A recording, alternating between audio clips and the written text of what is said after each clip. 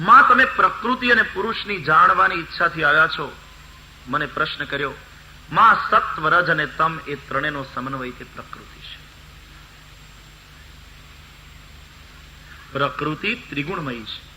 યાદ રહે, સત્વગુણ વત્તા રજોગુણ વત્તા તમોગુણ ઇઝ ઇક્વલ ટુ પ્રકૃતિ. બરાબર ધ્યાન દેજો. હવે એના પ્રકાર 8 છે. 8 પ્રકારમાં એવી ગણતરી કરી કે 5 મહાભૂત અને અંતઃકરણ ચતુષ્ટયમાંથી ચિત્તને બાદ કરતા મન, બુદ્ધિ અને અહંકારી આ 5 માં ભેળવ્યા એટલે થયા 8. ગણો. ગીતામાં તો બતાવ્યો શ્લોક, ભૂમિ રાપો નલો વાયુ ખમ મનો બુદ્ધિરેવ ચ અહંકાર ઇતિ યમ્મે ભિન્ના પ્રકૃતિ અષ્ટધા. આકાશ, વાયુ, તેજ, જળ, પૃથ્વી, મન, બુદ્ધિ અને અહંકાર આ અષ્ટધા પ્રકૃતિ છે. ધ્યાન દો, જીવ પ્રકૃતિને આધીન છે, પ્રકૃતિ પરમાત્માને આધીન છે. શ્રીમદ ભાગવતમાં શ્રી કૃષ્ણના 16,108 રાણીની કથા આવે છે. એમાં અષ્ટપટ રાણી છે. રૂકમિણી, સત્યભામા, જાંબવતી, કાલિંદી, મિત્રવિંદા, ભદ્રા, સત્યા, લક્ષ્મણા આ 8 પટરાણી છે. આ અષ્ટપટરાણી તે બીજું કોઈ નહીં પણ અષ્ટધા પ્રકૃતિ પટરાણી બની અને પરમાત્માની સેવા કરે છે. જીવ પ્રકૃતિને આધીન છે. પુરુષ અને પ્રકૃતિ સાથે જ જાય છે.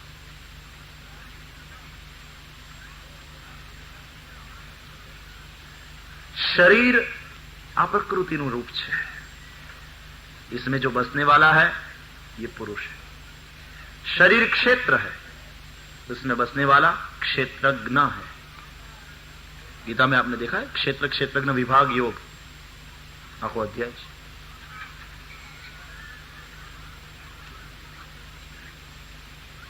शरीर प्रकृति.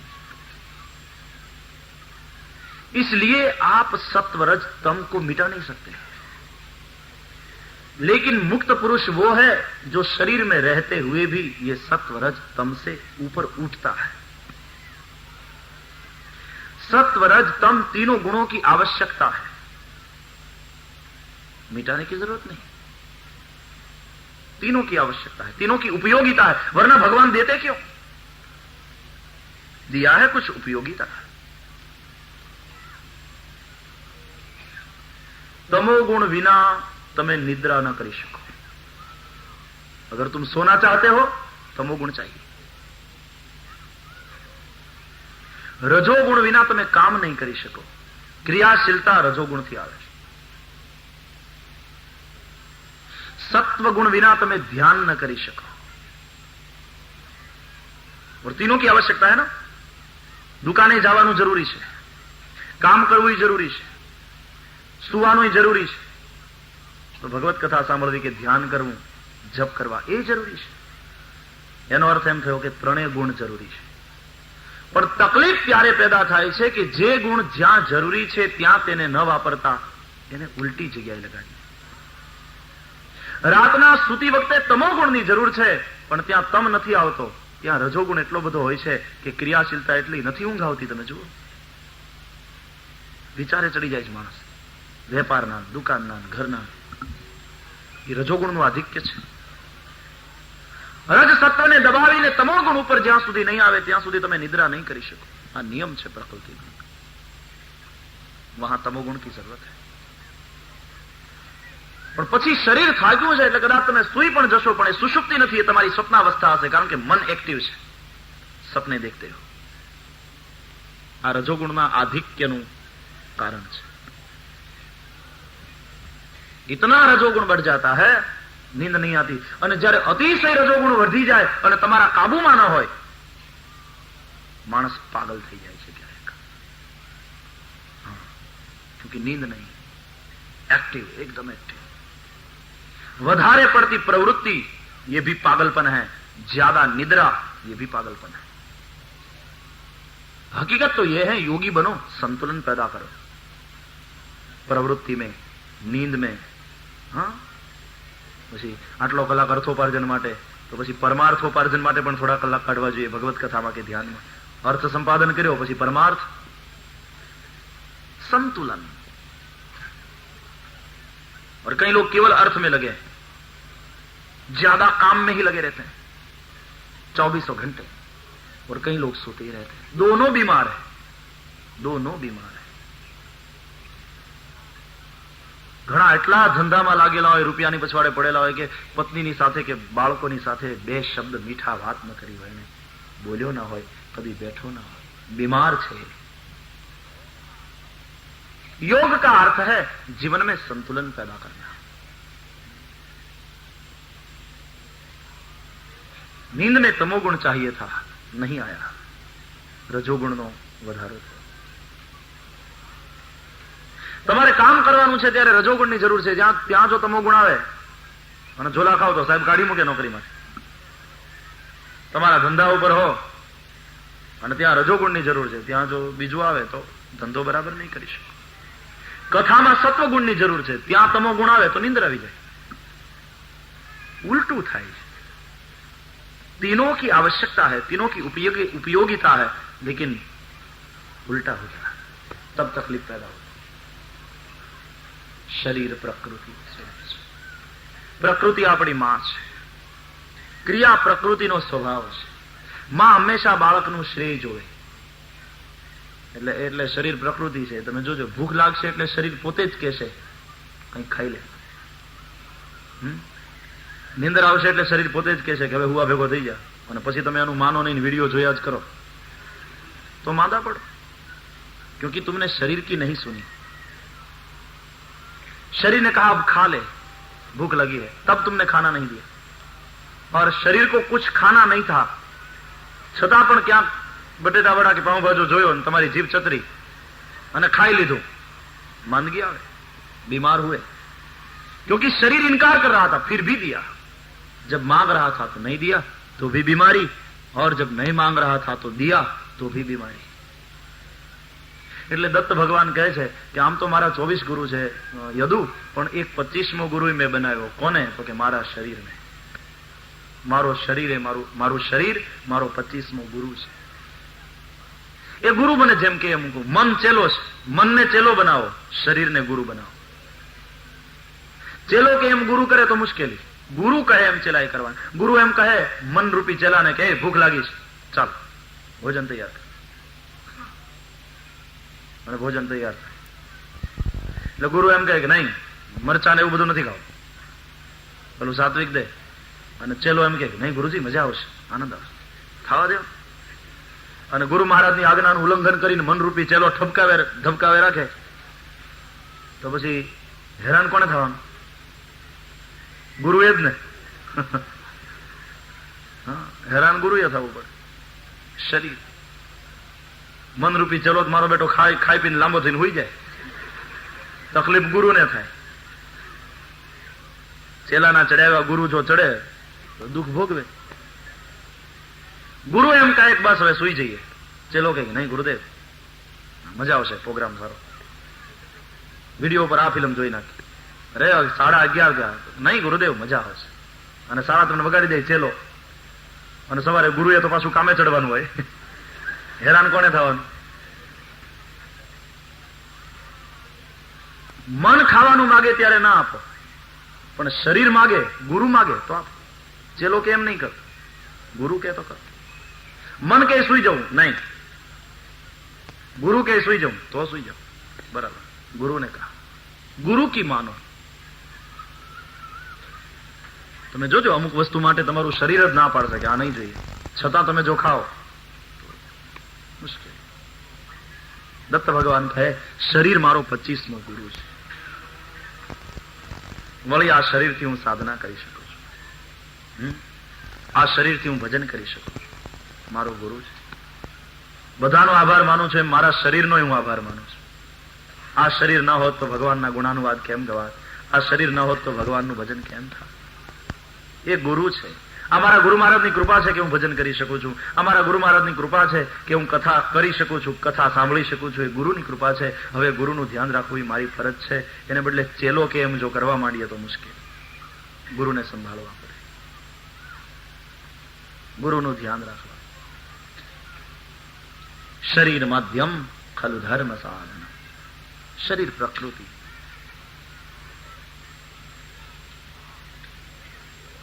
માં બંધન એક વડું હોય તોય છૂટવું મુશ્કેલ બને. આ બંધન તો ત્રેવડું છે, સત્વરજ અને તમ.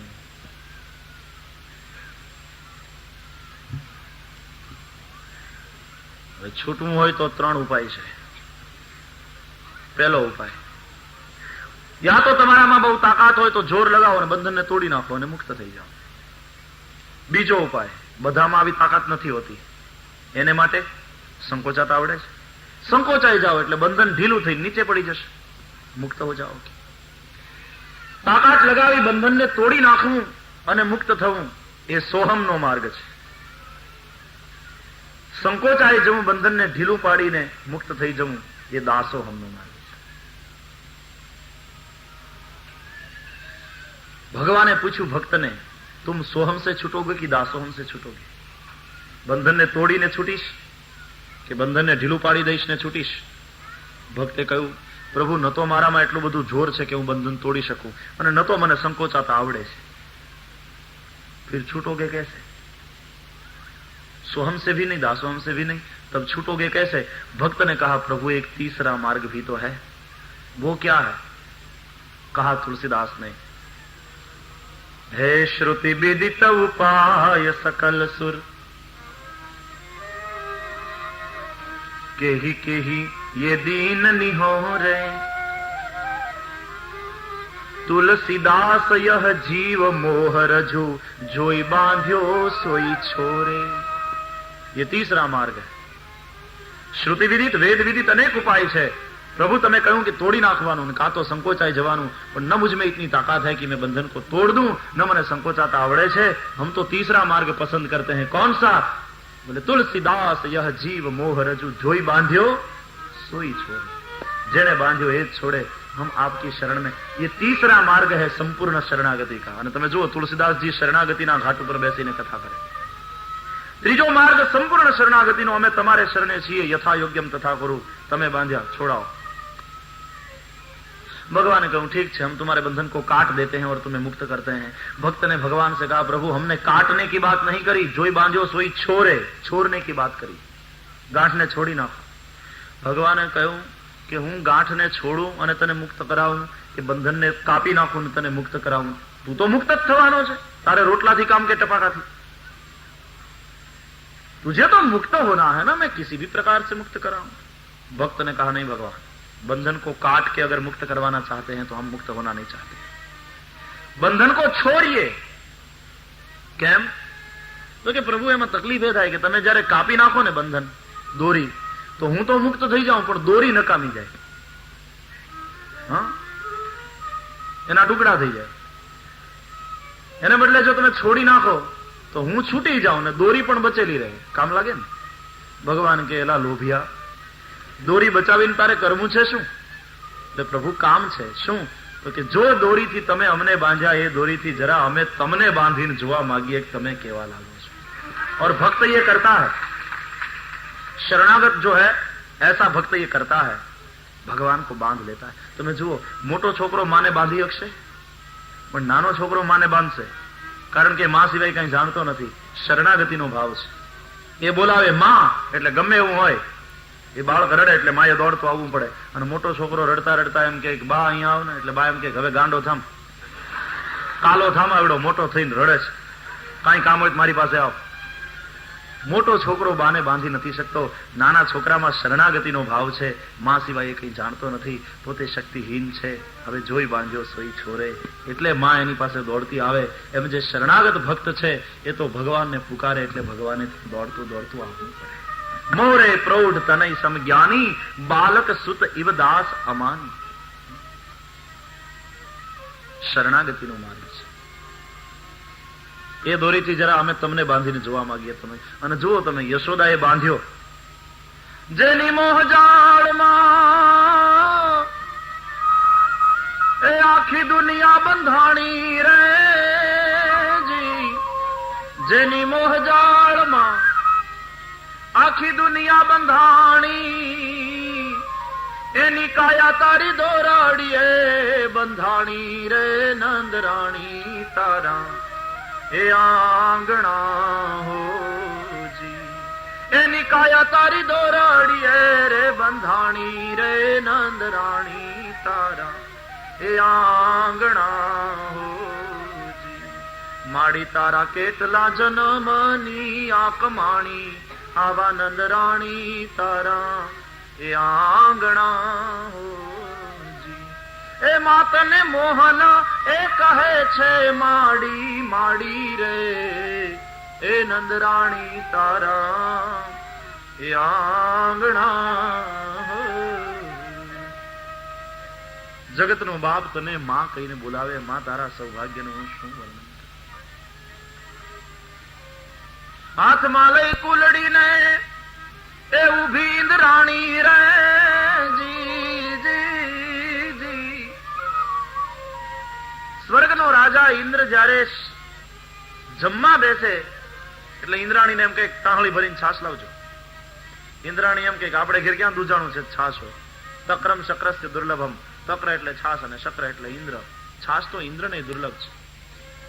એટલે ઇન્દ્ર એમ કહે કે હું જાણું છું આપણે ઘેર દૂજાણું નથી, પણ જેને ઘેર દૂજાણું છે ત્યાંથી તો લઈ આવો. ક્યાં? તો કે નવલખ ધેનું બાબા નંદ ઘેર દૂજે. એટલે વહેલી સવારે બ્રહ્માણી ઇન્દ્રાણી હાથમાં કુલડી લઈને છાશ લેવા ગોકુળમાં આવે નંદજીને ઘેર. યશોદાજી છાશ ફેરવતા હોય. હવે ગામડામાં એવો રિવાજ કે જેને ઘેર દૂજાણું હોય એને ઘેર ગામના બીજા લોકો છાશ લેવા આવે અને એ લોકો આપે ખરા, પૈસા ન લે. ભેંસને પાઈ દેતા માણસ પાસેથી પૈસા ન લે છાશના. બધાયને છાશ આપે, વહે છે, વેચે નહીં. પણ જે લઈ જાય ને છાશ એ મફત ન લઈ જાય. સાવ ગામડાની રીત જોવા જેવી છે. એ મફત ન લઈ જાય, એ બદલામાં કોઈક બે હેલ પાણી ભરી આપે, કોઈક વાહિંદા કરી આપે, કોઈક ઘરનું બીજું કામ કરી આપે. આમ પરસ્પર સહયોગથી જીવાય છે ગામડામાં. એટલે ઇન્દ્રાણી ને બ્રહ્માણી સૌ હાથમાં કુલડી લઈને છાશ લેવા આવે. યશોદાજી આવકારો આપે કે આવો, છાશ લેવા આવી છો?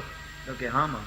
તો કે હજી છાશ ફરે છે, થોડી વાર રાહ જુઓ, છાશ થઈ જાય.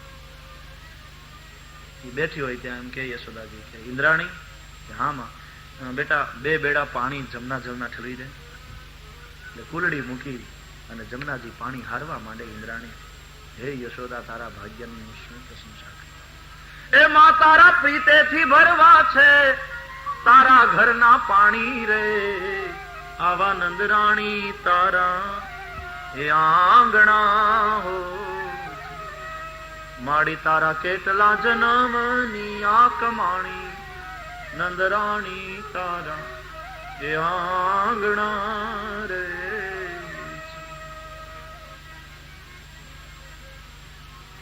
માં બદ્ધ, મુમુક્ષુ, મુક્ત અને જીવન મુક્ત એવી ચાર દશા છે. અને સ્વપ્ન, સુષુપ્ત, જાગ્રત અને તુરીય એ ચાર અવસ્થા છે. પેલી ચાર દશા જીવની બદ્ધ, મુમુક્ષુ, મુક્ત અને જીવન મુક્ત. આ તો બ્રહ્મની જાગ્રત, સ્વપ્ન, સુષુપ્તિ, તુરીય. બદ્ધ કોણ? કોવા બદ્ધો યહ વિષયાનુરાગી. જે વિષયાનુરાગી છે તે બદ્ધ છે. मुमुक्षु कौन? जिन्हें मोक्ष की इच्छा है, मुक्ति की प्यास का नाम है मुमुक्षा. जिसे मुक्ति की प्यास जगी और जो साधना कर रहा है मुमुक्षु. मुक्त कौन? साधना वड़े जने विषय ने विदार्या, दूर करे, मुक्त हो गया. जीवन मुक्ति आ तो ब्रह्मलीन शरीर छोड़્યા પછી આત્મા પરમાત્મામાં મળી ગયો. રામાયણ દ્વારા અધ્યાત્મ સમજો. 3 નગરી મુખ્ય છે જેમાં રામજી પધાર્યા. અયોધ્યા જ્યાં પ્રગટ્યા, મિથિલા જ્યાં પરણ્યા, લંકા જ્યાં પ્રભુએ પૃથ્વીનો ભાર ઉતાર્યો, રાવણાદિ અસુરોને હણી, ત્રણ ગુણ રામના મુખ્ય બતાવ્યા તુલસીએ. રૂપ, શીલ, બલ, ધામ. રૂપ, શીલ અને બળ. ત્રણ ગુણો વડે ત્રણ નગરીને જીતી. રૂપથી મિથિલાને, શીલથી અયોધ્યાને અને બળથી લંકા. ધ્યાન દો, જે રામજીએ રૂપ વડે મિથિલાને જીતી એ રૂપ કેટલું દિવ્ય હશે. કારણ કે મિથિલા એ તો વિદેહ નગર છે, એક એક તત્વજ્ઞાનીઓ વસે છે. નામ રૂપને મિથ્યા માનનારા લોકોના નગરને રૂપથી જીતવું એ સામાન્ય વસ્તુ નથી. તેથી રામનું રૂપ લૌકિક નહીં, અલૌકિક છે. વિદેહ જનક જેવો નામ રૂપને મિથ્યા માનનારો રાજવી વિશ્વામિત્રની સાથે રામ અને લક્ષ્મણ બંને ભાઈઓ આવ્યા ને એને જોયા એટલે તરત કહે છે, મહારાજ આ બંને કોણ છે? કહુ નાથ સુંદર દો બાલક, મુનિકુલ તિલક કી નૃપકુલ પાલક. સહજ વિરાગ રૂપ મન મોરા, થકિત હોત જીમી ચંદ ચકોરા. મારું મન સહજ વિરાગ રૂપ છે મહારાજ, પણ આને જોતા જેમ ચકોર ચંદ્રમાને જોતા એકદમ આકર્ષિત થાય એમ આકર્ષિત થાય. એ નહીં વિલોકત અતિ અનુરાગ. ઇકરાર કર્યો, આને જોઈને મને અનુરાગ થાય. આ કોણ છે? બ્રહ્મ જો નિગમ નેતિ કહી ગાવા, ઉભય વેશ ધરી કી સોઈ આવા. વેદો જેને નેતિ નેતિ કહીને પુકારે એ પરાત્પર બ્રહ્મા બે રૂપમાં તો નથી આવતો. અદ્વૈતવાદી દ્વૈતની વાત કરે છે, બે રૂપમાં તો નથી આવતો. તો એ રૂપ સામાન્ય નથી જે જનક જેવા તત્વજ્ઞાની રાજવીને પણ આકર્ષિત કરે. શું કામ રૂપથી જીતી મિथिलाને? बड़ी प्यारी कथा. रामायण का अध्यात्म भी अद्भुत है. આમ તો ખાલી તમને વાર્તા લાગે, બાકી એમાં અદ્ભુત અધ્યાત્મ ઠાસી ઠાસીને વેદાંત ભર્યું છે રામાયણમાં. એક એક પ્રકરણમાં, એક એક શબ્દમાં.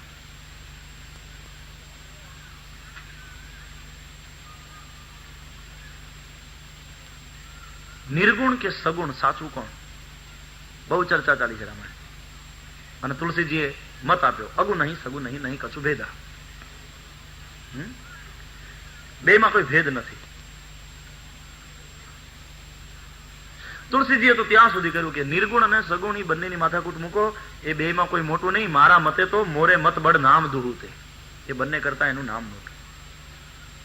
એટલે તુલસીએ સ્થાને બહુ સરસ આપ્યા કે નિર્ગુણ સગુણ બેયને સ્થાન છે તમારા જીવનમાં. તુલસી કે હા, ક્યાં? તો કે હિય નિર્ગુણ નય નહીં સગુણ. બડે પ્યારે સ્થાન.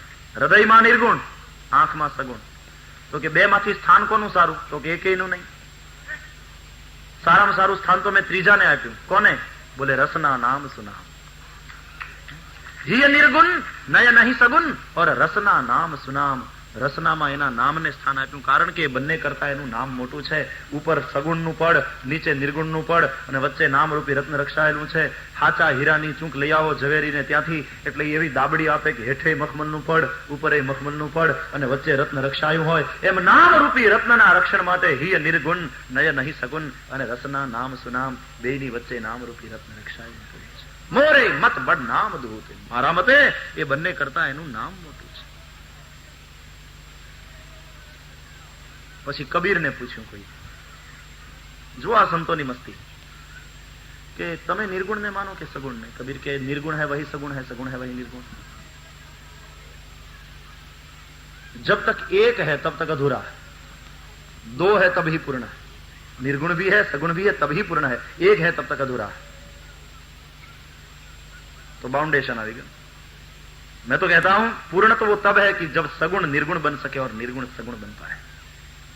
પાણીનો બરફ થઈ જાય, બરફ ઓગળીને પાછું પાણી થઈ જાય તો બરાબર, नहीं तो जड़ हो जाएगा.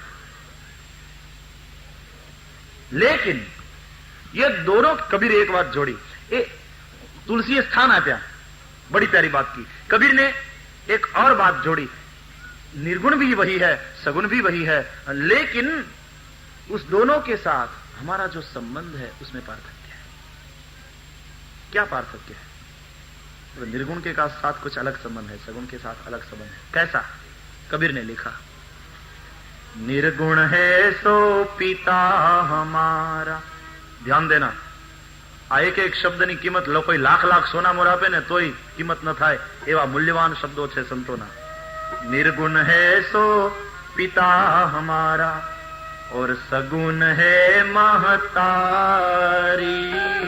निर्गुण है सो पिता, निर्गुण પિતા, સગુણ માતા. ओ निर्गुण है सो पिता हमारा, सगुण है महतारी. निर्गुण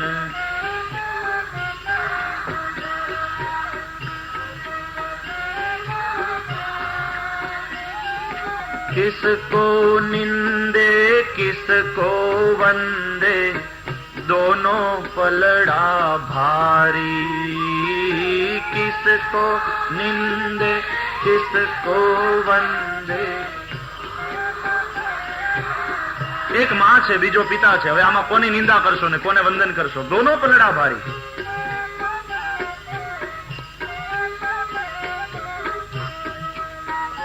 हो इसको वंदे उसको निंदे, ताको नुगरा कहिए.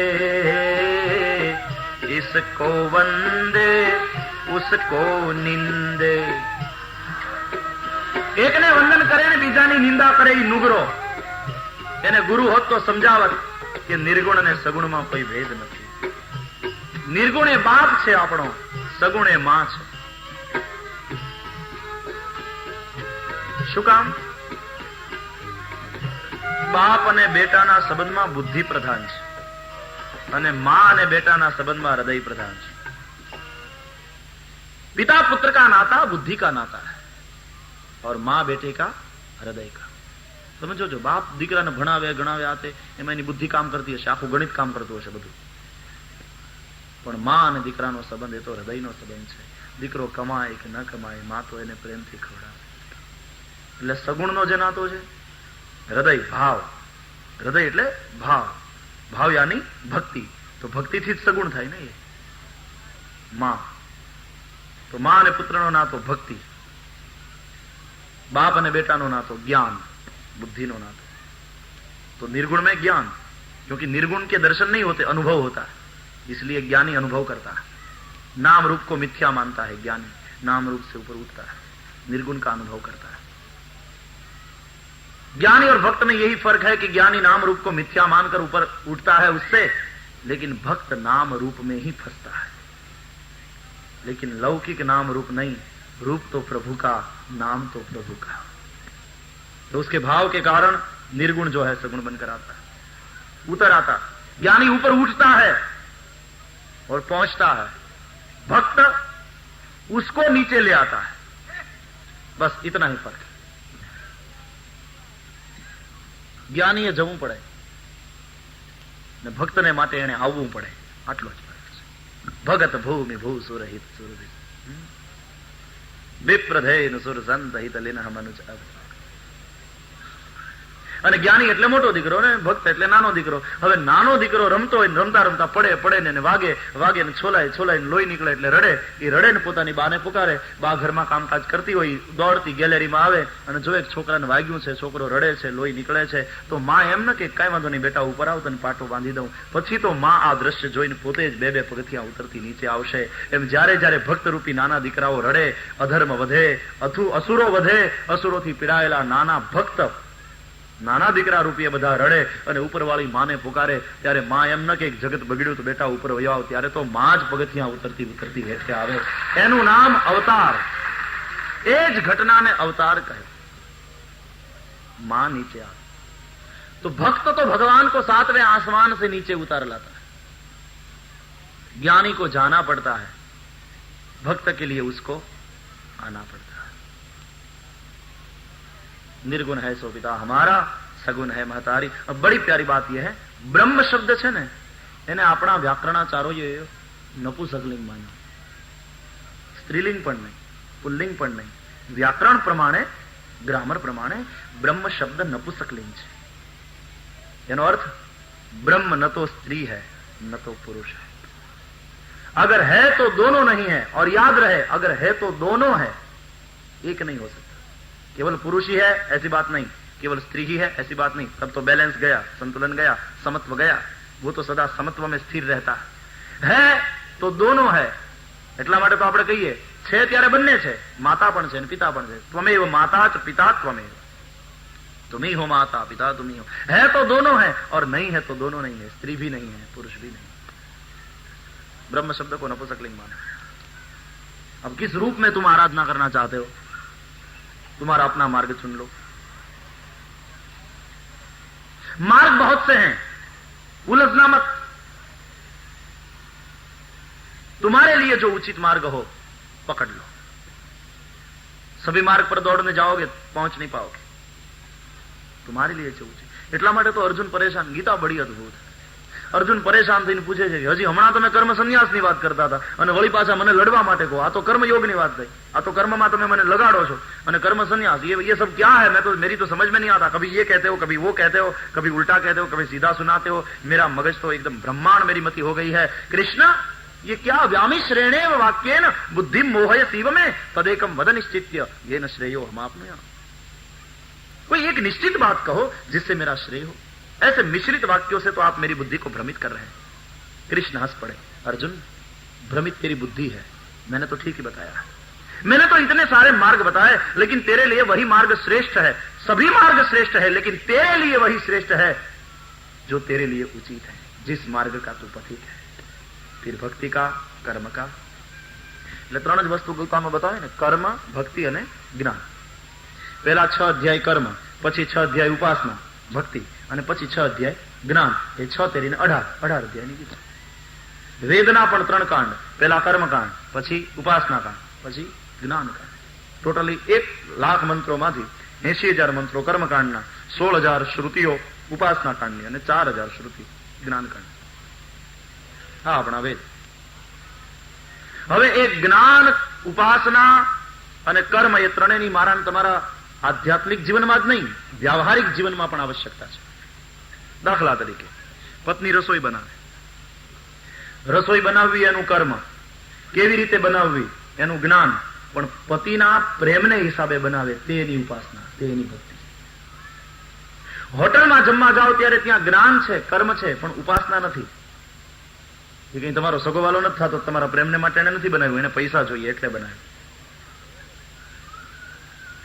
વક્તા બોલે એ એનું કર્મ, શું બોલવું એનું જ્ઞાન, પણ ભાવથી બોલે તે એની ભક્તિ, તો જ આનંદ આવે। तीनों की आवश्यकता।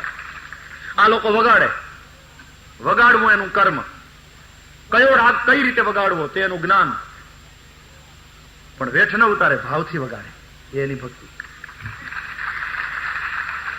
મસ્તીથી વગાડે। મને રૂપિયા મળે છે એટલા માટે નહીં, ભગવાનને માટે વગાડું, પ્રભુના ભાવને માટે વગાડું, એ એની ભક્તિ છે। તો એ કલાનો પૂજારી કલાને વેચે નહીં। વેચે એટલે એને તો પોતે પોતાની કલાની કિંમત કરી નાખી, બસ તારી કિંમત આટલી જ, कला की कोई कीमत नहीं। कौन दे सकता है कीमत? हमारा श्रम का मूल्य नहीं होता। श्रम ने साधना, अपना ऋषिए कहूं श्रम ने साधना बनाओ, कर्म योग। जયારે બીજે બધે ઠેકાણે શ્રમનું મૂલ્ય થયું, અનેક લેબર પ્રોબ્લેમ ઉભા થાય, એની વેલ્યુ કાઢી। મૂડીવાદ પણ પૂર્ણ નથી, સમાજવાદમાં પણ ખામી છે, એ પૂર્ણ નથી। આપણા ઋષિઓએ કહ્યું શ્રમની વેલ્યુ નહીં, શ્રમનું મૂલ્ય નહીં, श्रमनी वैल्यू है। ठीक से समझना, श्रम का मूल्य नहीं, श्रम की वैल्यू है। There is difference between price and value. हवा ने प्राइस नहीं पण एने वैल्यू है, कारण के हवा विना जीवी न शकाय। पानी ने प्राइस नहीं पण एने वैल्यू है। अहींया तमारे भरवा पड़ता हशे, पछी शहेरमां आपणे मीटर जे आवे, पण हकीकतमां हवा तमे हवानुं लो तो एने प्राइस नहीं, पण एनुं मूल्य केटलुं, एनी वैल्यू केटली छे? प्राइस नहीं, कीमत नहीं। श्रम की कोई कीमत? मेरा श्रम तो मेरी साधना है, એટલા માટે ભારતીય ઋષિ કહે છે, તું દુકાને હોય તો દુકાને તું જે શ્રમ કરે એ પણ તારી સાધના હોવી જોઈએ. નિષ્ઠાપૂર્વક કર. મને કેટલા રૂપિયા મળવાના છે એ નજર સામે રાખીને નહીં.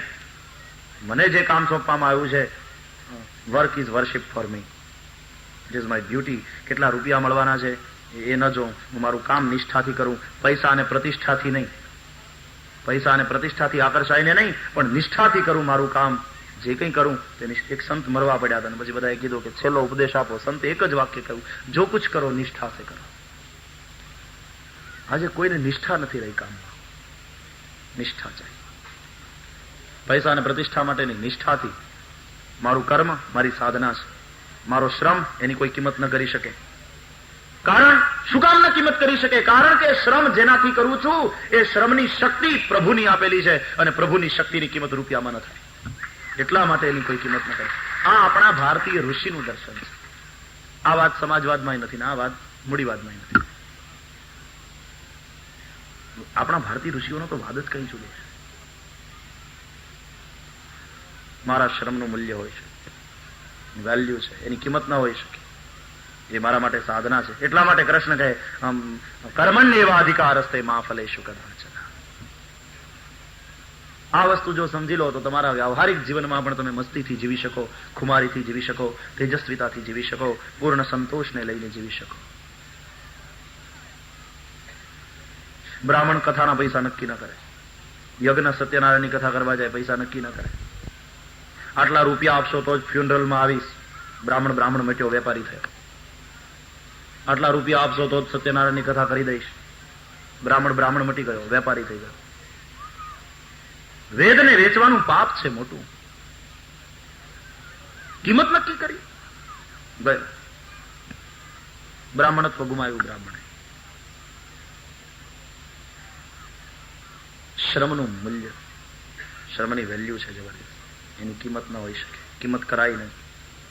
આજે શ્રમની કિંમત ઉપર તો આખું જગત ચાલે. એટલે તમે જુઓ લેબર પ્રોબ્લેમ કેટલા ભેગા થાય, હડતાલો પડે છે, આ થાય છે, તે થાય. ભાગવતમાં બધું આવે છે. આમાં સમાજશાસ્ત્ર પણ છે. કોઈ એક જ દ્રષ્ટિથી આનો વિચાર થાય, અધ્યાત્મની દ્રષ્ટિથી જ ખાલી વિચાર થાય છે. ફિલોસોફિકલી તમે એનો વિચાર કરો એવું નથી. From social point of view, from economic point of view, from political point of view, બધી રીતે ભાગવતનો વિચાર થઈ શકે. આ પૂર્ણ શાસ્ત્ર છે.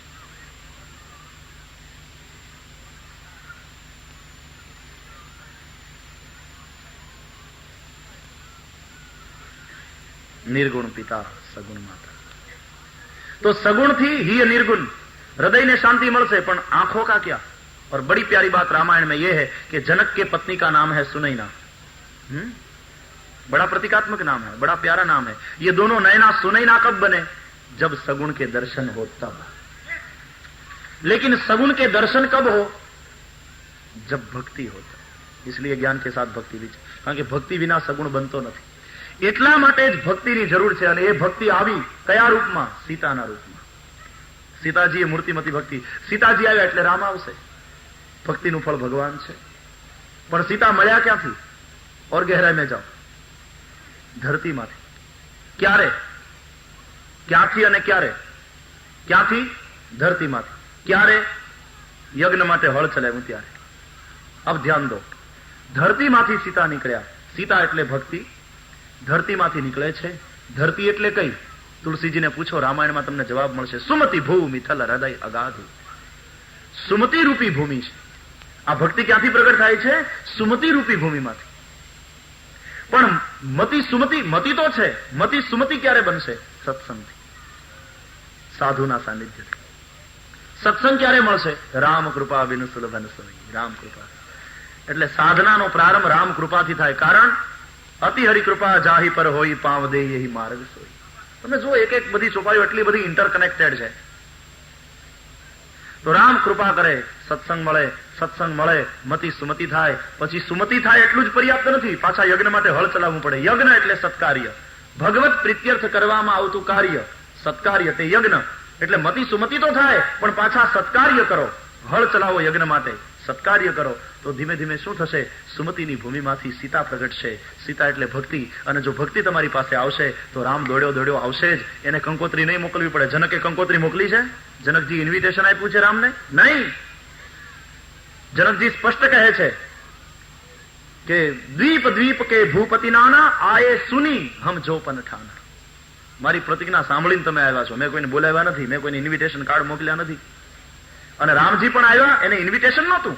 ધનુષ જગ્ય સુની રઘુકુલ નાથા હર્ષી ચલે રઘુબર કે સાથ. સાંભળીને બુલાए गए नहीं, आए क्योंकि सीता थी. क्योंकि सीता थी. ભક્તિ જ્યાં છે ત્યાં ભગવાને આવવું જ પડે. અને જેવા ભગવાન આવ્યા અને દર્શન થયા સગુણના, એટલે હવે નયના સુનયના સફળ થયા. જનકના પત્નીનું નામ સફળ થયું.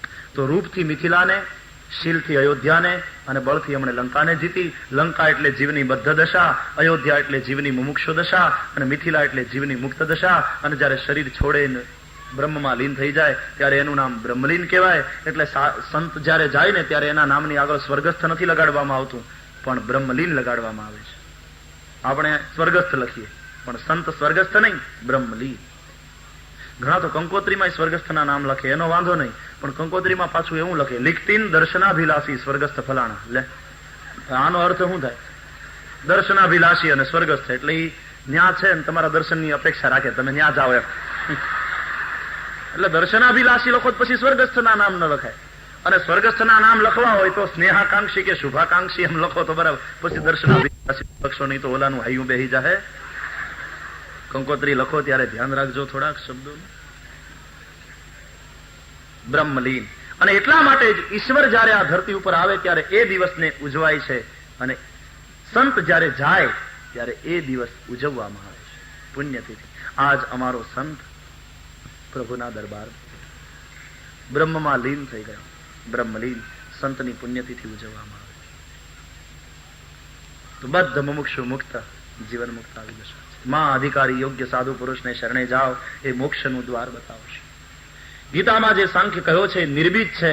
અહીંયા કપિલ ગીતામાં જે સાંખ્ય યોગ છે, ભાગવતમાં એ સબીજ છે. સબીજ થોડો સહેલો છે, કારણ કે સ્ત્રીને માધ્યમ બનાવીને કહ્યું ના, પોતાના અનેક જવાબદારી હોય સ્ત્રી ઉપર, તો પતિની સેવા, એના કુટુંબીઓની સેવા, બાળકોનું ધ્યાન, પણ એ બધું કરતા કરતા પણ સ્ત્રી ભગવત ભક્તિ કરતી જાય. અને ખાલી એટલું કરે, સ્ત્રી 24 કલાક ધ્યાન કરી શકે. અને માત્ર સ્ત્રી માટે નહીં, આપણા સૌને માટે. સાંખ્યની ધ્યાનની વ્યાખ્યા જુદી છે. રાગો પહતિર ધ્યાનમ. રાગ દ્વેષથી રહિત થઈ જાઓ, બસ પછી ભલે વ્યવહાર ચાલુ રહે, ધ્યાન જ છે. રાગ દ્વેષથી રહિત થાવ. રાગ દ્વેષથી રહિત થવા માટે શું કરવાનું? બોલે, એના ઉદ્ગમ સ્થાન એ ઉત્પન્ન કેમ થાય છે એ શોધો. નિંદા અને સ્તુતિ. કોઈએ નિંદા કરી એના માટે દ્વેષ થયો, કોઈએ વખાણ કર્યા તો રાગ થયો. इसलिए राग द्वेष से अगर बचना चाहते हो तो निंदा स्तुति से बचो. स्तुल्य निंदा स्तुतिर मौनी संतुष्ट हो येन केनचित अनिकेत स्थिरमति भक्तिमान में प्रियो न रहा. निंदा स्तुति से बचें तो राग द्वेष से बचें. देखो भैया, 2 मार्ग है.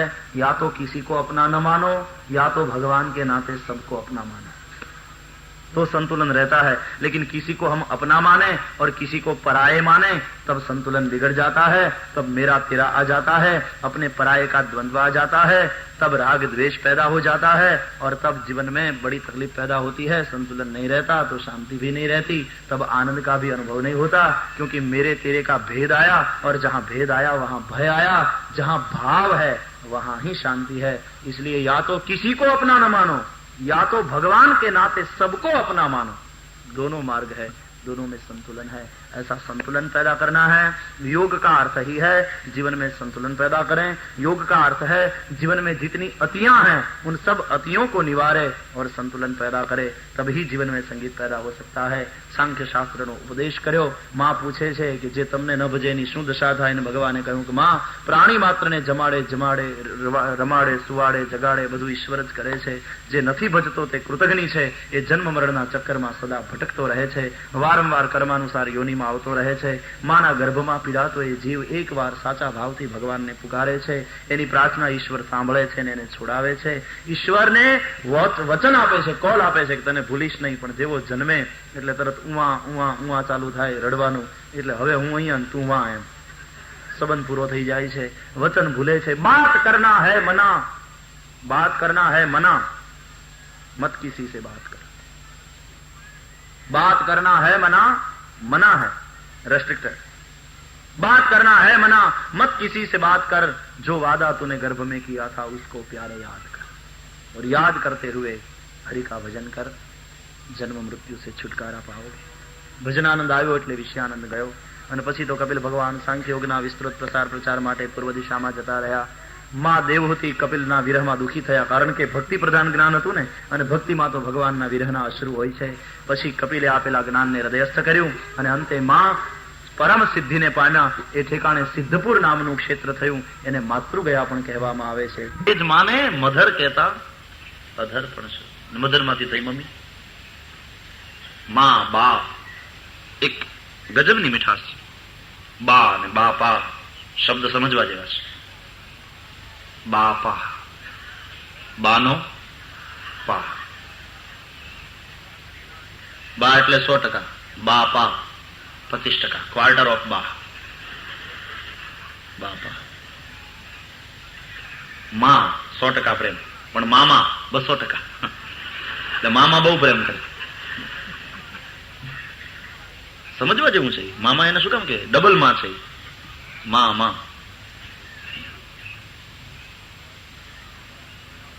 બા 100%, બાપા 25%. 25% એ રહ્યો હોત તો વાંધો નહીં, પણ પાછો પાપા થયો. પાનોય પા એટલે 25 નો ક્વાર્ટર 6.25, 6.25 સુધી આવી ગયો. અને ત્યાં અટક્યો હોત તો વાંધો નહોતો, પણ પાપાનો થયો ડેડી, અને ડેડી માંથી થયો ડેડ, ગયો ડેડ 0.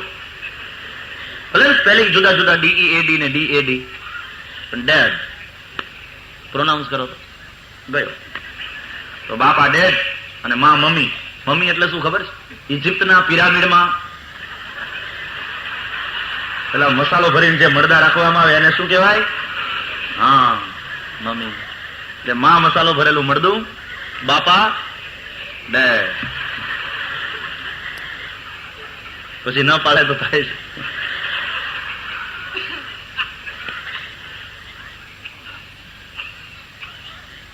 આ તો શબ્દોની રમૂજ છે. તમે કહેતા હોય તો કઈ પેલું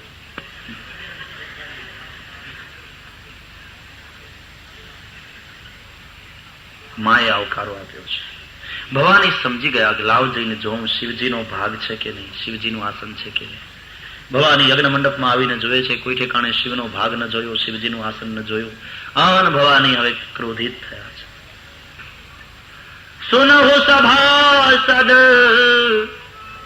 સકાલ મુનિંદા, કહી સુની જીન શંકર નિંદા. સોફલ તુરત લહબ સબ કાહુ, ભલી ભાંતિ પછિતાબ પિતા. અસ કહિયોગ અગ્નિ તનુ જારા, અન ભયવું સકલ મખ હાહાકાર. શાપ આપ્યો છે ભગવાન. જેને જેને શિવજીનું અપમાન કર્યું છે, શિવની નિંદા કરી છે, તે સૌને ફળ મળશે.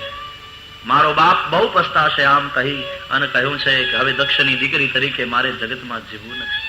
એક શિવદ્રોહીનું ખૂન મારી રગોમાં ભરે છે. હવે અહીંયાથી મારે ઘેર પાછી જાઉં. કાલ સવારે મારો ધણી મને દક્ષની દીકરી કહીને બોલાવે તો મારે જીભ કરડીને મરવાનો વારો આવે. યોગાગ્નિમાં પોતાના દેહને ભવાનીએ બાળીને ભસ્મ કર્યો છે. શિવના ગણોએ આ જોયું, યજ્ઞનો ધ્વંસ કરવા ગયા, પણ ઋભુ નામના દેવતાઓને પ્રગટ કર્યા. ભૃગુ ઋષિએ મંત્ર ભણીને એ ઋભુ નામના દેવતાઓએ શિવ ગણોને ભગાડ્યા. શિવગણો શિવજી પાસે આવ્યા, શિવજીને સમાચાર મળ્યા. શિવજી એકદમ ગુસ્સે થયા, ક્રોધ કરીને જટા પછાડી વીરભદ્ર નામના ગણને પ્રગટ કર્યો, અને એ શિવગણોનું સૈન્ય લઈને આવે છે. દક્ષના યજ્ઞને છિન્ન ભિન્ન કરે છે. દેવતાઓને માર્યા છે. દક્ષની હત્યા કરી, એનું માથું કાપીને હોમી દીધું અગ્નિની અંદર.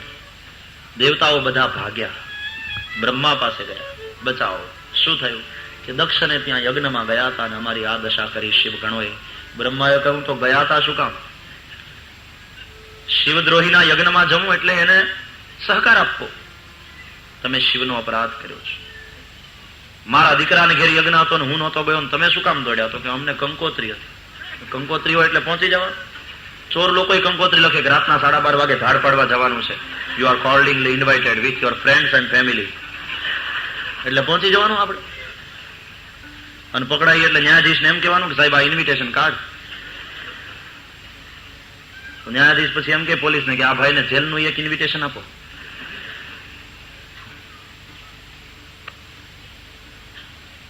ક્ષમા કરેं हमसे भूल हुई. बोले હું ક્ષમા કરવા વાળો કોણ?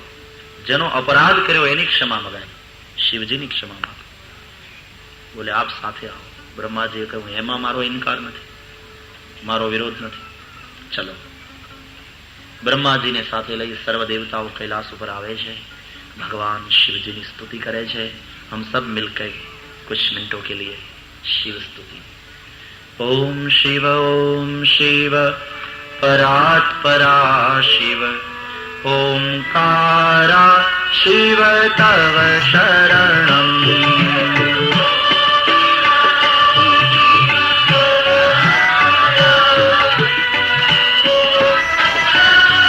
તમને સ્તુતિ પત્રિકા આપી છે, ભાવથી જોઈને ગાઓ. ઓમ શિવ પરાत् પરા શિવ ઓંકારા શિવ तव शरणम.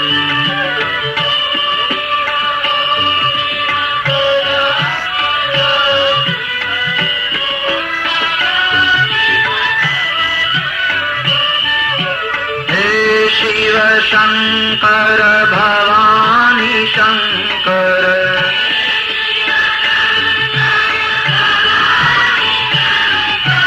हे शिव शंकर भवानी शंकर.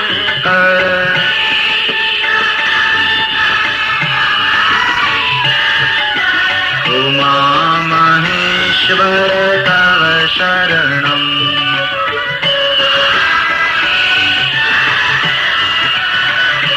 गौमा महेश्वर तव शरणम.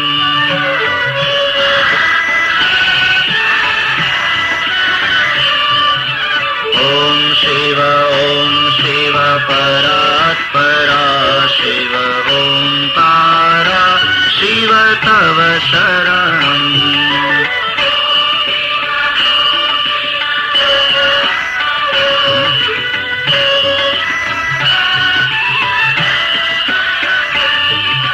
हे धर्मध्वज हे वृषभध्वज.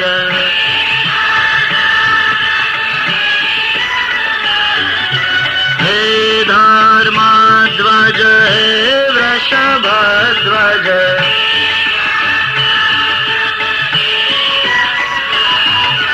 सांब सदा शिव तव शरणम.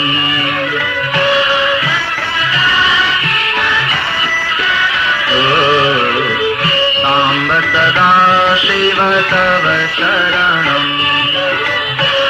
स्तुति पत्रिका में नहीं होगी स्तुति, शब्द समझकर सुनकर भाव से गाइए. ओम शिव परात् परा शिव ओंकारा शिव तव शरणम.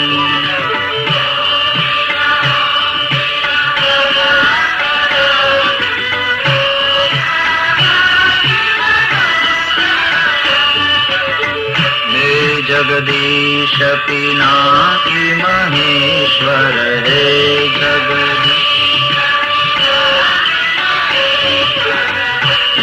जगदीश पिनाकी महेश्वर.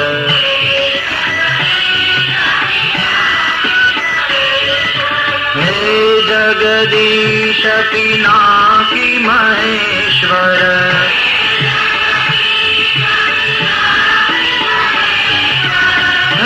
जगदीश पिनाकी महेश्वर.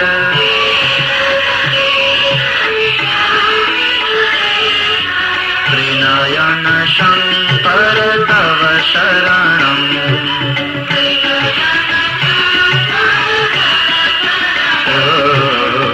त्रिनयन शंकर तव शरणम.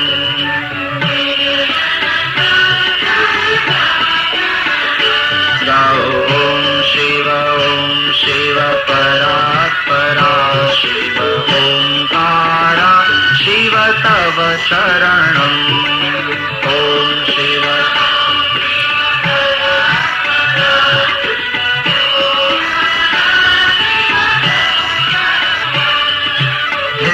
शशिशेखर शंभु शिवा प्रिय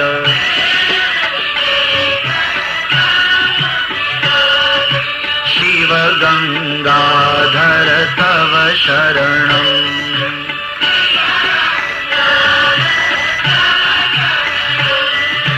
हे शशिशेखर शंभु शिवा प्रिय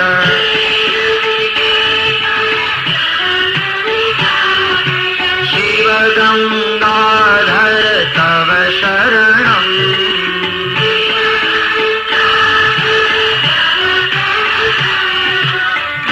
शूलपाणे सोम शिवा प्रिय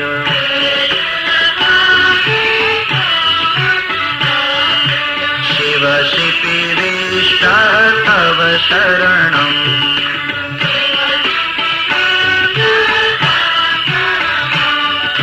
हे शूलपाणे सोम शिवा प्रिय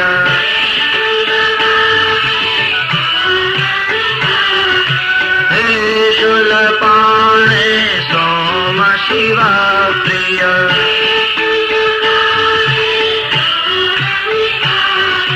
शिव शिपिविष्ट तव शरणम्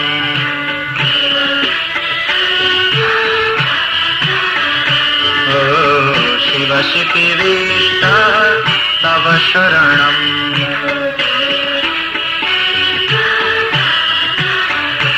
ओम शिव परात्परा शिव ओंकारा शिव तव शरणम्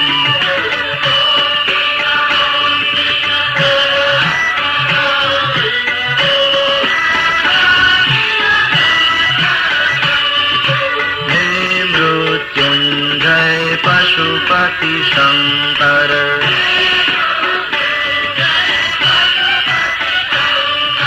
भुजंग भूषण तव शरणम्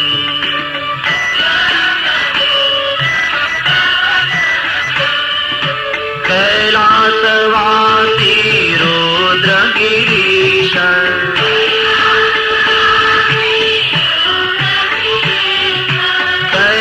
कैलासवासी रुद्रगिरीश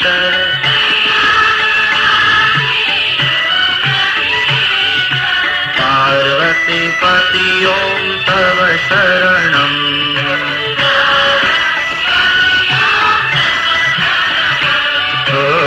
पार्वतीपति ओम तव शरणम्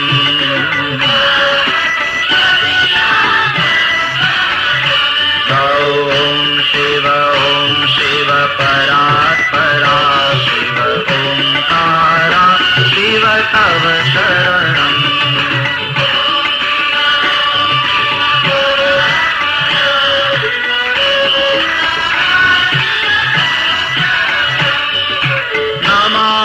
शंकर भवानी शंकर हे नमामि शंकर भवानी शंकर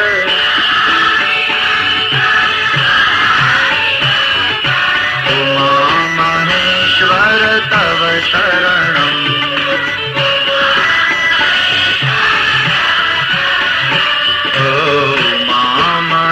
ईश्वर तव शरणम्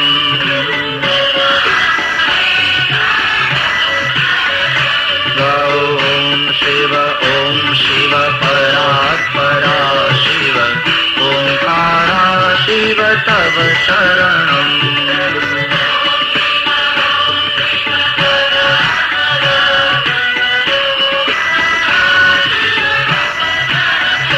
ओम नमः शिवाय ओम नमः शिवाय हर हर भोले नमः शिवाय हर भोले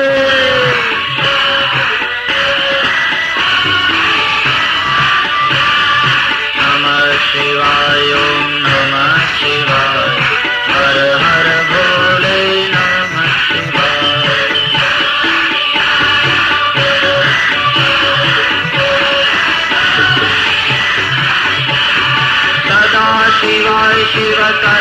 शिवाय हर हर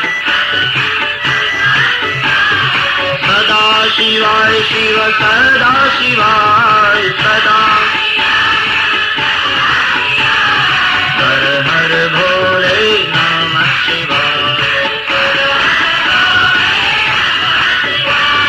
हर हर भोले नमः शिवाय ओम नमः शिवाय शिव नमः शिवाय हर हर भोले नमः शिवाय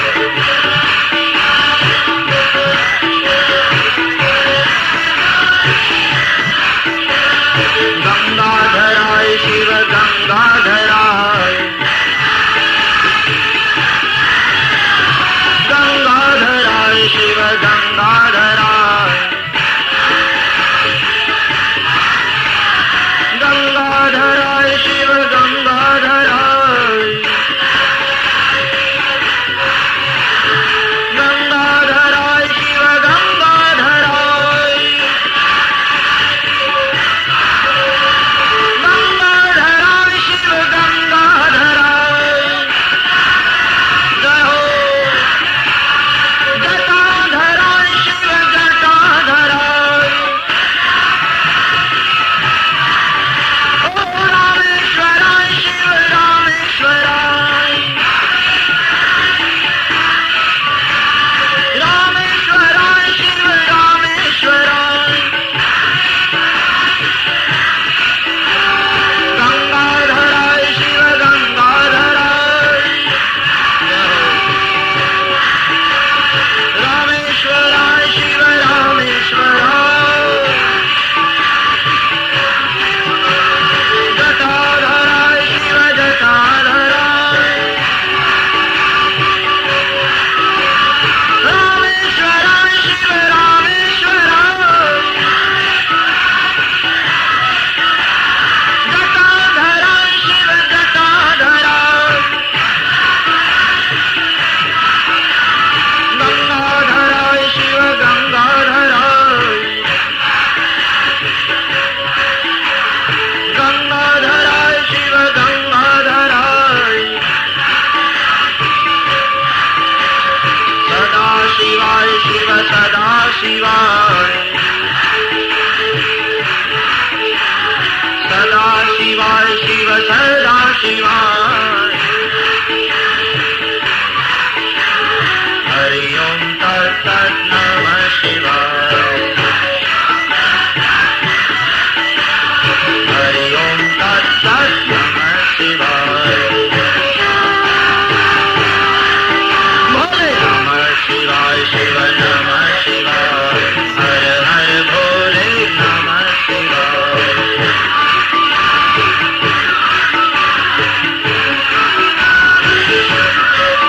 नमः शिवाय शिव नमः शिवाय हर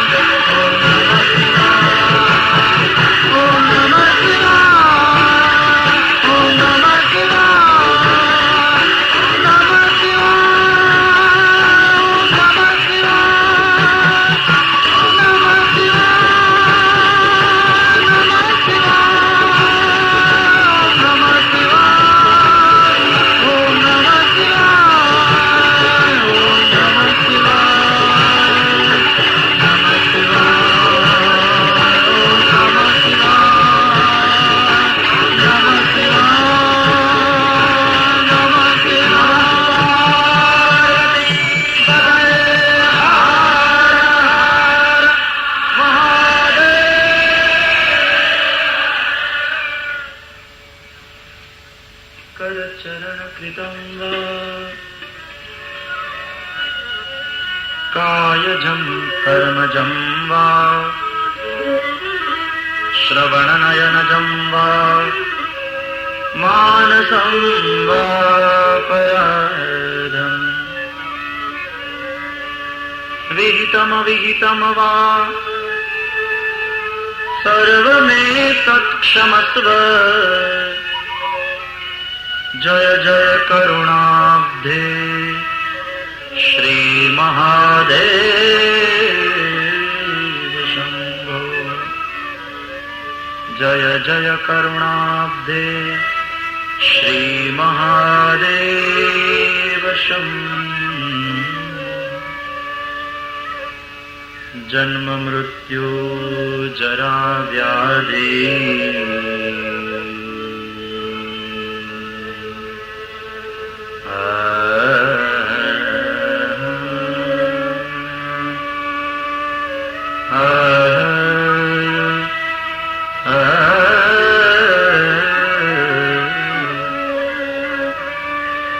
જન્મ મૃત્યુ જરા વ્યાધિ પીડિતં કર્મ બંધનૈ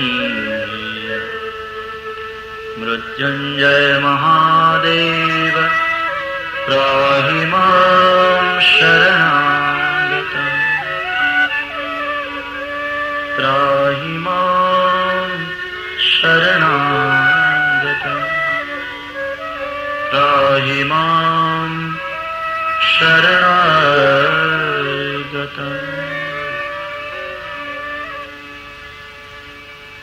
શિવ સ્તુતિ કરી, પ્રસન્ન કર્યા શિવજીને. દેવતાઓને એના અંગો પાછા મળે એવા આશીર્વાદ આપ્યા. દક્ષ બુકડાના મોઢાવાળા થાય એવા આશીર્વાદ આપ્યા.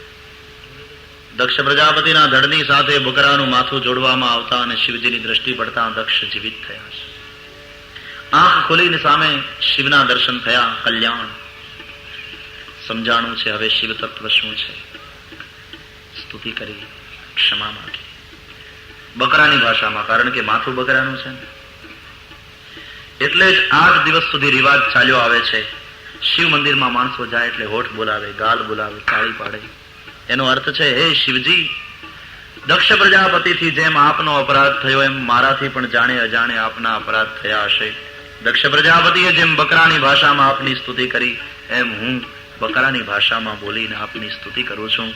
ક્ષંતવ્યો મે પરાધ શિવ શિવ શિવ ભો શ્રી મહાદેવ શંભો. પછી તો પુનઃ યજ્ઞ શરૂ થયો છે. ભગવાન વિષ્ણુ પ્રગટ થયા છે. સૌએ સ્તુતિ કરી છે. વિષ્ણુએ કહ્યું છે, હે દક્ષ, મારી અંદર, બ્રહ્માની અંદર અને શિવની અંદર જે ભેદ જુએ તે મૂર્ખ છે. અમે એક જ તત્વના ત્રણ રૂપો છીએ.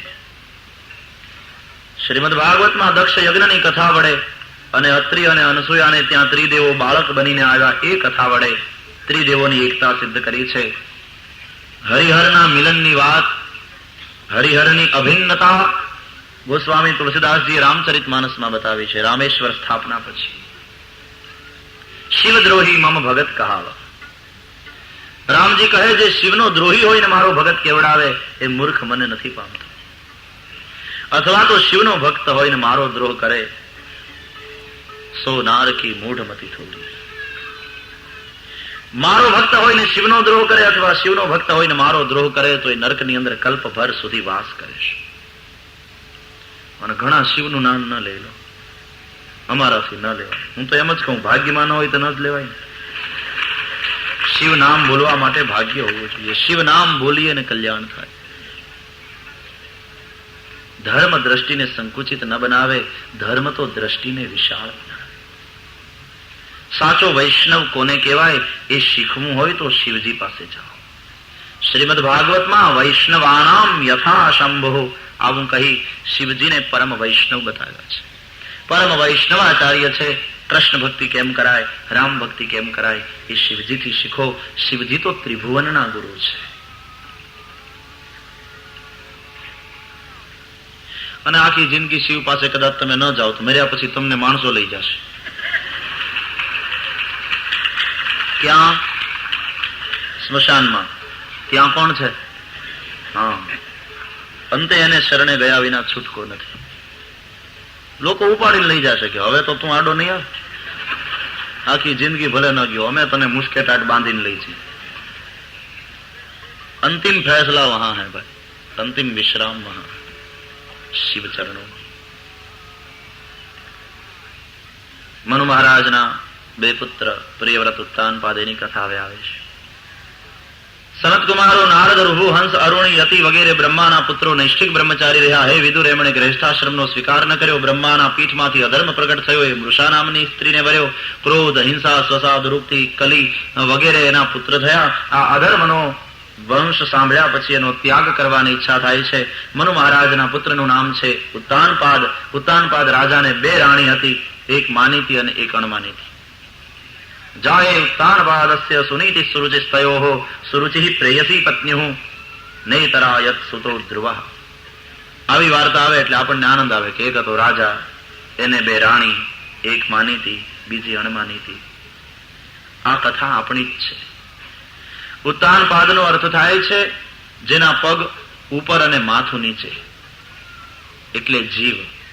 માના ગર્ભમાં આપણી સૌની સ્થિતિ આવી હોય છે. ઊંધે માથે જીવ લટકતો હોય છે. અને પ્રત્યેક જીવને 2 રાણી છે, સુરુચિ અને સુનીતિ. અને બધાને સુરુચિ જ વાલી લાગે છે, સુનીતિ કોઈને વાલી લાગતી નથી. સુરુચિ એટલે સારું સારું ખાવાની રુચિ, સારું જોવાની રુચિ, સારું પહેરવાની રુચિ. સુરુચિ ઇન્દ્રિય સુખનું પ્રતીક છે, એ માનીતી છે. અને સુનીતિ નીતિનું પાલન કરવું, સાધના કરવી, એ અણમાનીતી રાણી છે. સુનીતિનો પુત્ર છે ધ્રુવ. ધ્રુવ એટલે અવિચલ. નીતિનું પાલન કરે જે ફળ મળે એ ધ્રુવ હોય છે, અવિચલ હોય છે, ટકે છે. જ્યારે સુરુચિનો પુત્ર છે ઉત્તમ. ઉત્તમ એ તત્પૂરતો. દાખલા તરીકે સુરુચિ પૂર્ણ ભોજન ખાધું, ખાને કે બાદ બોલે વાહ આજ તો ભોજન બડા અચ્છા થા, ખાને કા મજા આ ગયા. પણ ક્યાં સુધી? વધી વધીને તે દિવસે રાત્રે ન જમો, બીજે દિવસે વળી પાછી ભૂખ લાગવાની ને. ઉત્તમ જાજુ ટકે નહીં. ઇન્દ્રિય સુખ એવું છે, ક્ષણિક છે. શ્રીખંડ બહાર હોય ત્યારે એનો આનંદ નથી. શ્રીખંડ પેટમાં ઉતરી પછી તેનો સ્વાદ નથી. એ જીભના આટલા ટુકડા ઉપર છે ત્યાં સુધી એનો આનંદ છે. ઉત્તમ પણ ક્ષણિક. ઇન્દ્રિય સુખ એવું છે. શરૂઆતમાં ભલે અમૃત જેવું લાગે પણ પરિણામે ઝેર સમાન નીવડે છે. શ્રેય અને પ્રેય 2 માર્ગ છે. પ્રેય શરૂઆતમાં મીઠું લાગે, અંતે કડવું હોય છે. શ્રેય શરૂઆતમાં ભલે કડવું લાગે, અંતે મીઠું હોય છે. એકવાર રાજા ઉત્તાનપાદ પોતાના પુત્ર સુરુચિના પુત્ર ઉત્તમને ગોદમાં લઈને બેઠો હતો. એમાં સુનીતિનો પુત્ર ધ્રુવ પિતાના ગોદમાં બેસવાની ઈચ્છાથી આવ્યો. રાજા તો બેસાડવા ગયા પણ ત્યારે સુરુચિએ રાજાની સામે ડોળા કાઢ્યા. રાજા અટકી ગયો. આનો અર્થ શું? આમ હતો રાજા પણ પત્નીનો ગુલામ. હકીકતમાં એ સુરુચિનો સ્વામી છે પણ ગુલામ થઈને બેઠો છે. હકીકતમાં જીવ ઇન્દ્રિયોનો માલિક છે પણ આપણે ઇન્દ્રિયોને આધીન થઈ ગયા. જીવ ઇન્દ્રિયોનો ગુલામ થઈ ગયો. ઇન્દ્રિયો ધારે હું કામ કરાવી જાય. અને સુરુચિએ કહ્યું, તું અભાગણી સ્ત્રીના ઉદરથી પ્રગટ થયો છે. તારે જો તારા પિતાની ગોદમાં બેસવું હોય, તારે જો આ રાજ સિંહાસન ઉપર બેસવું હોય તો જા જંગલમાં જઈ અને શ્રી હરિની આરાધના કર અને પરમાત્માને પ્રસન્ન કર. આમાં એને શું ખોટું કીધું? આટલું બોલી ત્યાં સુધી તો સુરુચિ સારી છે, પણ પછી એણે એમ કહ્યું કે ભગવાન પ્રસન્ન થાય પછી તું એની પાસે એવું માંગી લે કે તને મારા ઉદરથી જન્મ આપે તો જ તને આઝાદી મળે. આનો અર્થ એ થયો કે સુરુચિએ ઈશ્વરની સત્તાને પણ પડકાર કર્યો કે હું જ તને ગાદી ઉપર બેસાડી શકીશ, ભગવાન પણ નહીં. તું મારા ઉદરથી જન્મે તો જ તને રાજગાદી મળે. ભગવાન પ્રસન્ન થાય ને માગવાનું કે તો ધ્રુવજી ડાયરેક્ટ ના માગી લે કે મને રાજગાદી જોઈએ, પછી વાયા સુરુચિ શું કામ આવે? આનો અર્થ એ થયો સુરુચિએ ઈશ્વરની સત્તાને પણ પડકાર કર્યો છે. અપરમાના કડવા વેણથી વિંધાયેલો ભક્ત ધ્રુવ રડતો રડતો એ સ્થાન છોડીને જતો રહ્યો પોતાની માં સુનીતિ પાસે. તમ નિશ્વસંતમ સ્ફુરિતાધરોષ્ઠમ સુનીતિરુત્સંગૌદોહ્ય ભારમ નિશમ્ય તત્પૌરમુખાન નિતાંતમ સા વિવ્યથે યદ ગરિદંસપત્ન્યા. નિશાસા નાખતો, ડુસકા ભરતો, રડતો પોતાનો બાળક ધ્રુવ આવ્યો એ જોઈ અને માએ એને ગોદમાં લીધો. બેટા, તને શું થયું? તને કોણે દુભવ્યો? ધ્રુવજીએ બધી વાત કરી. સુનીતિએ કહ્યું, હા બેટા, સુરુચિની વાત સાચી છે. તું ખરેખર અભાગણી સ્ત્રીના ઉદરથી પ્રગટ થયો છે. હું ખરેખર અભાગણી છું. તારા પિતાએ મારો ત્યાગ કર્યો છે એટલી હદે કે એ મને પત્ની કહેતા પણ શરમાય છે. બેટા, તારે ગાદી ઉપર બેસવું હોય તો સુરુચિ જેવી ભાગ્યશાળી માના પેટે પ્રગટ થવું હતું. પણ સુનીતિ છે ને, પોતાના બાળકની અંદર ખરાબ સંસ્કારનું સિંચન ન કરે. કહે છે, બેટા, સુરુચિ પણ તારી માતા છે. માં જે કહે તે આપણા શ્રેય માટે જ કહે, આપણા ભલા માટે કહે, આપણા કલ્યાણ માટે કહે. એને કહ્યું છે તો બરાબર કહ્યું છે, તું જંગલમાં જઈ શ્રીહરિની આરાધના કર. વડીલો કહે એમાં આપણું કલ્યાણ હોય છે. બીજી વખત તો ચાલુ થઈ ગયો કે એના કીડા પડે, એ ફાટી પડે, કાણ ભાંજી એની પાસે ગયો તો શું કામ, બધી એવું ચાલુ કરે ગાળો દેવાનું.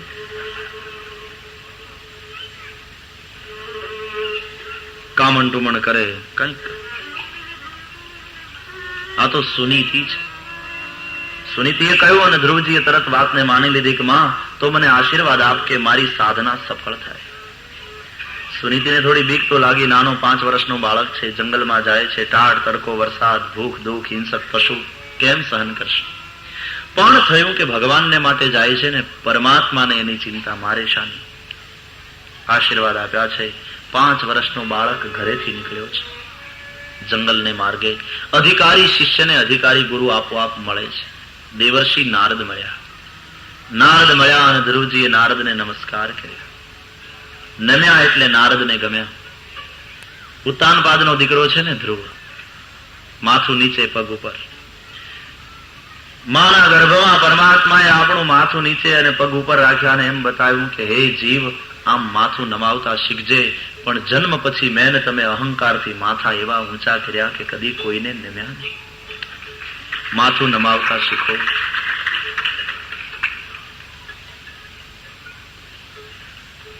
મહાપુરુષ જેમ જેમ મોટાઈ મેળવે એમ નમે, નમ્ર થાય. વાદળા વારી લઈને આવે એટલે નમે, વૃક્ષને ફળ આવે એટલે ડાળી નમે. બીજા બધા નમે પણ 2 જણા ન નમે. નમે તુરી બહુ તેજ, નમે દાતા ધન દેતો, નમે બહુ ફૂલો અંબ, નમે જર હર બરસંતો, નમે સુવારી હોય, નમે ગજવેલ સવારી, કંચન પન કસ્યો, નમે બ્રહ્મવેન સાચું, નમે સિંહ બલવાન, નમે કુલવંતી નારી, કંચન પન કસ્યો, નમે બ્રહ્મવેન સાચું ચલે. પણ સૂકા કાષ્ટ ને અજાન નર ઈ ભાંગ પડે તોય નહીં નમે. સૂકા કાષ્ટ નહીં અજાન નર ઈ ભાંગ પડે તોય નહીં નમે. નમે તુરી બહુ તેજ, નમે દાતા ધન દેતો. બીજા બધા નમે. નમે તુરી બહુ તેજ. તુરી એટલે ઘોડો, ગમે એટલો તેજ હોય છતાં કુશળ સ્વરના હાથમાં એ વશ થઈ જાય. નમે તુરી બહુ તેજ, નમે દાતા ધન દેતો. એ ધન આપે ત્યારે આમ નમસ્કાર કરે. નમે બહુ ફૂલ્યો અંબ, નમે જર હર બરસંતો. અમારે કેરી આવે એટલે નમે.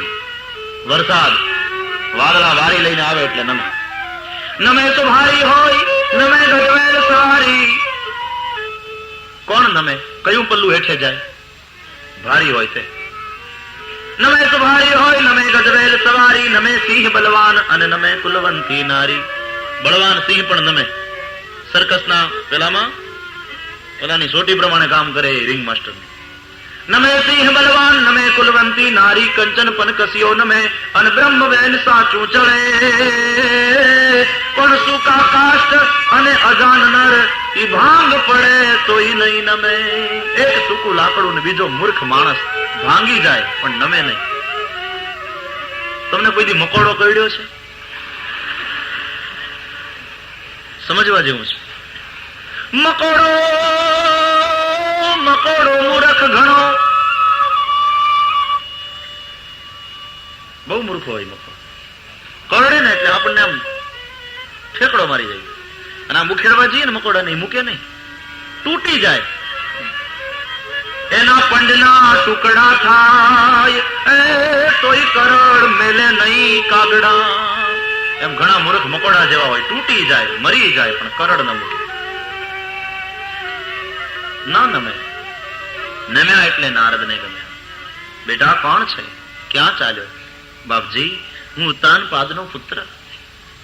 ઓ રાજકુમાર છે, કેમ જંગલમાં? બાપજી, પરમાત્માને મેળવવા જાઉં છું. હસી પડ્યા નારદ. પરમાત્માને મેળવવા જાય? છોકરા, પાછો વળી જા ભાઈ, માર્ગ બહુ કઠણ છે.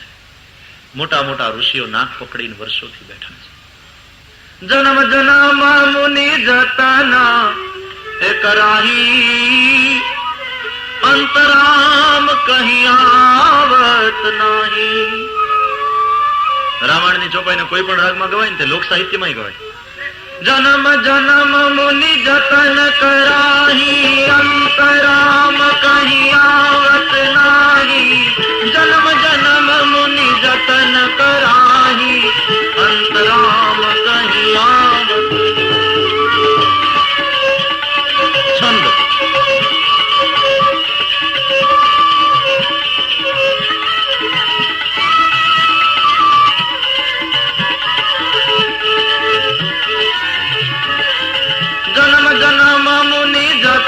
કરાઈ, અંતરામ કહી આવત નહીં.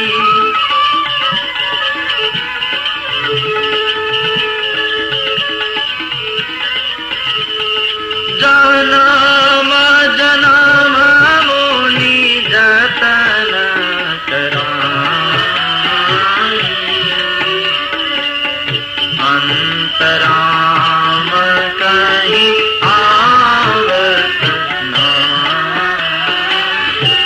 વળી જા બાળક, પાછો વળી જા, માર્ગ કઠણ છે.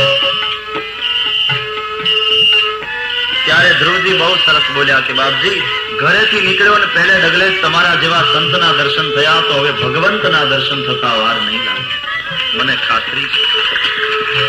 નારદજી રાજી થયા. તારી નિષ્ઠાથી તને ઈશ્વર મળશે. મંત્ર આપ્યો, ઓમ નમો ભગવતે વાસુદેવાય. આ દ્વાદશાક્ષર મંત્રથી દ્વાદશાંગો વય પુરુષ પરમાત્માની આરાધના કરજે. વેળોની, કાષ્ટની, પથ્થરની મૂર્તિ બનાવી પુષ્પ ધૂપ દીપ જે મળે પરમાત્માની પૂજા કરજે, મંત્રનો જપ કરજે. અને એક વાત કહી કે બેટા, વિરક્તસ્તેન્દ્રિય રતૌ ભક્તિ યોગેન ભૂયસા તમ નિરંતર ભાવેન ભજે તાદ્ધા વિમુક્તય.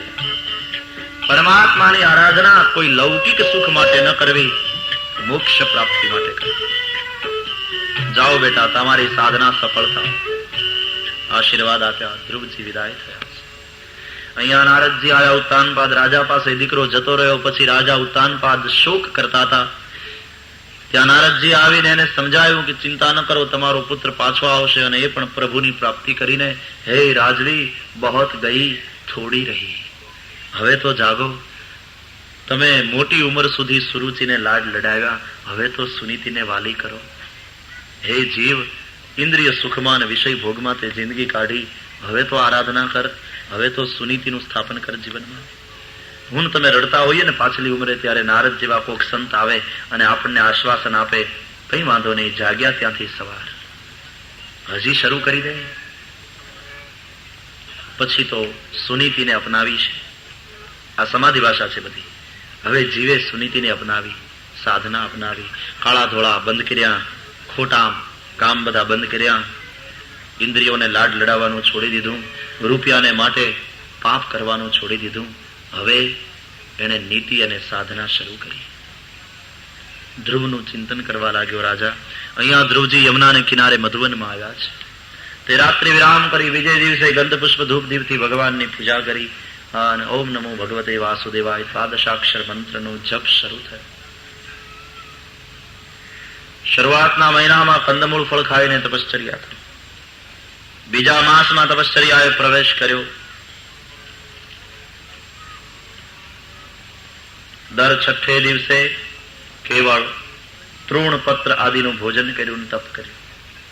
ત્રીજા માસમાં તપશ્ચર્યાએ પ્રવેશ કર્યો. દર 9મે દિવસે કેવલ જળપાન કરે છે અને તપ કરે છે. ચતુર્થ માસમાં તપશ્ચર્યાએ પ્રવેશ કર્યો. હવે જળપાન પણ બંધ કર્યું અને દર 12મે દિવસે કેવળ વાયુનું ભક્ષણ કરે છે અને તપ કરે છે. અને જ્યાં 5મો મહિનો આવ્યો ત્યાં તો પંચમે માસ્યનું પ્રાપ્તિ જીત શ્વાસો નૃપાત્મજ, શ્વાસ ભક્ષણ પણ બંધ કર્યું. ધ્રુવજીએ પોતાના શ્વાસ રોક્યા. પરમાત્માના વિશ્વરૂપમાં ધ્રુવજી એકતા પામ્યા. તેને કારણે આખા વિશ્વના શ્વાસ રૂંધાયા. ભયભીત દેવતાઓ ભગવાન પાસે ગયા. ભગવાને કહ્યું, ચિંતા ન કરો, આ તો ધ્રુવ મારા વિશ્વરૂપમાં એકતા પામ્યો છે અને એણે પોતાના શ્વાસ રૂંધ્યા છે, એટલે જગતના શ્વાસ રૂંધાયા છે. હમણાં જઈ અને બાળકને આ કઠિન તપમાંથી મુક્ત કરું છું કહી ભગવાન ગરુડારૂઢ બન્યા છે, આવ્યા છે મધુવનમાં. પણ એક પગે ઉભો રહીને આ બાળક તપ કરતો તો એના જમણા પગના અંગૂઠાથી દબાયેલી ધરતી ડાબીન જમણી થતી હતી. આંખ બંધ હતી ને હૃદયમાં નારાયણના દર્શન થતા હતા. એટલે પરમાત્મા એની આંખને ખોલાવવા માટે હૃદયની અંદર દેખાતું પોતાનું સ્વરૂપ એને અંતર ધ્યાન કર્યું, અને જ્યાં એ સ્વરૂપ અંતર ધ્યાન થયું